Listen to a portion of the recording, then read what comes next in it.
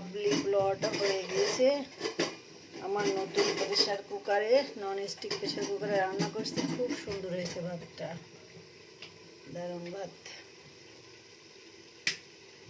আর এই যে দেশি মুরগি রান্না হচ্ছে, দেশি মুরগি, ডিমওয়ালা মুরগি।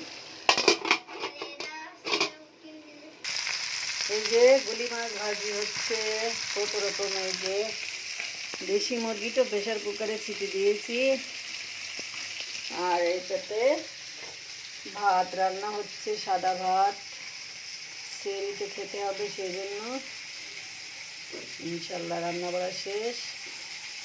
সবাই মাছ ভাজিটা হয়ে গেলে আমাদের রান্না শেষ। সবাই দোয়া করবেন।